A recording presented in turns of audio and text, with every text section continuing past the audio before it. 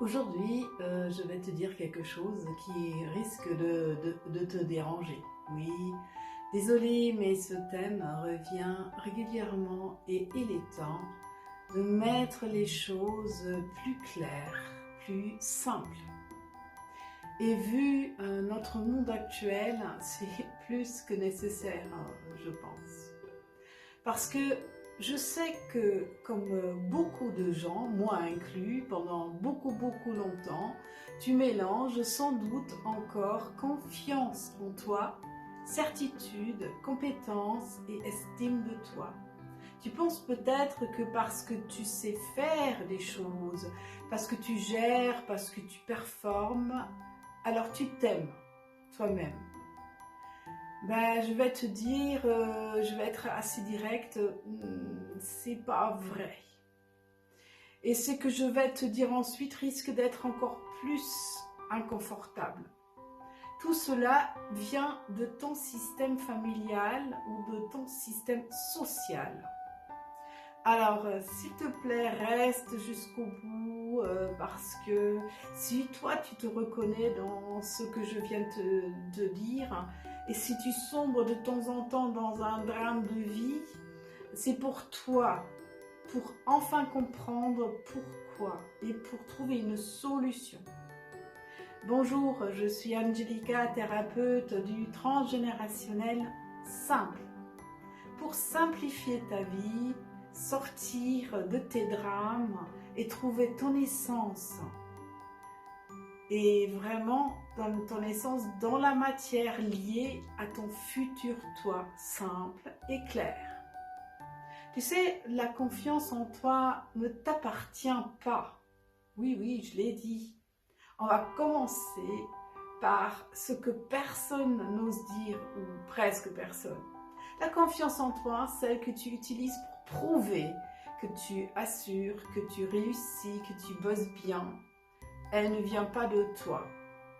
Elle vient de tes parents, de tes profs, de ton chef, de ton entreprise, de chaque adulte qui te dit « Bravo, tu es sage, continue comme ça, tu es un bon petit ».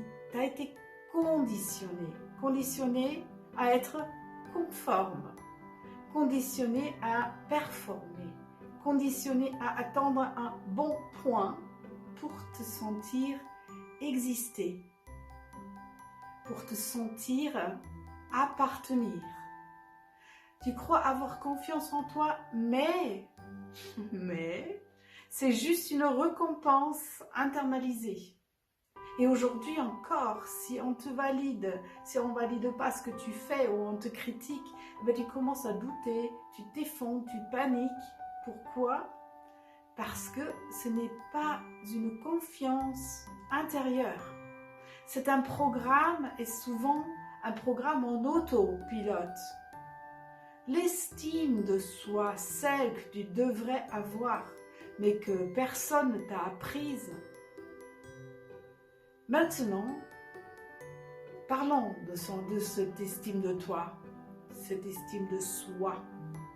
Je sais, peut-être ça va piquer un peu, parce que l'estime, la vraie, celle qui dit « même si j'échoue, je vaux quelque chose, même si on me rejette, je suis digne, même si tout s'écroule autour de moi, je reste entier ». Cette estime-là, c'est tes parents qui étaient censés de te la donner. Et pas avec des compliments, pas avec des félicitations. « Ah, t'as bien fait, mon chou, c'est super !» Mais en t'accueillant tel que tu es, avec tes colères, tes contradictions, tes limites, tes erreurs. Oui, t'as le droit de faire des erreurs. Et surtout en te montrant qu'au cœur de ton être, tu étais déjà complet, tu étais voulu, tu étais suffisant, assez, à tout moment. Et cette estime intérieure, c'est ton axe, c'est ton socle et ton droit de naissance. Et si aujourd'hui tu trembles dès que quelque chose va mal dans ta vie, c'est qu'on ne te l'a pas transmis cette valeur, cette estime. Et non, ça ne veut pas dire que tes parents ne t'aimaient pas, c'est pas du tout ça. C'est que eux-mêmes n'avaient bien pas reçu cette estime de leurs parents. Bienvenue dans le transgénérationnel. Alors, comment savoir si tu marches avec ton estime ou avec tes blessures? Ben, on va faire simple comme d'habitude. Une seule question. Quand ta vie commence à devenir difficile, qui parle en toi? Quand tu perds ton travail, par exemple, tu as des problèmes au travail, tu as des problèmes avec ton partenaire, tu te fais peut-être tromper, trahi, quand tu perds de l'argent, ou tout simplement que la vie te fracasse.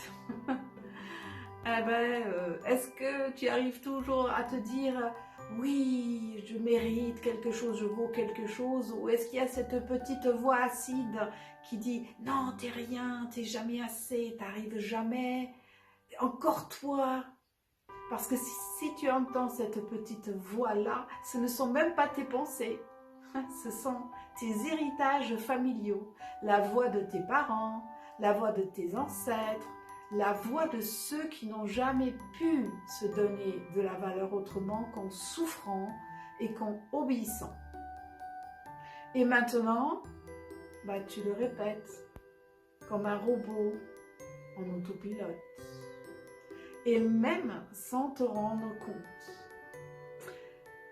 Oui, bah, la vérité que personne ne dit, c'est que tu joues encore le rôle de quelqu'un d'autre. Tu portes un masque.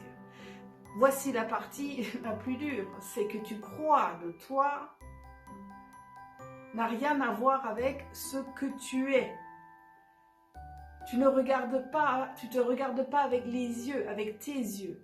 Tu te regardes avec les yeux de tes inquisiteurs. Tu crois te juger, mais en fait, ce n'est qu'une trace, une information de ton héritage.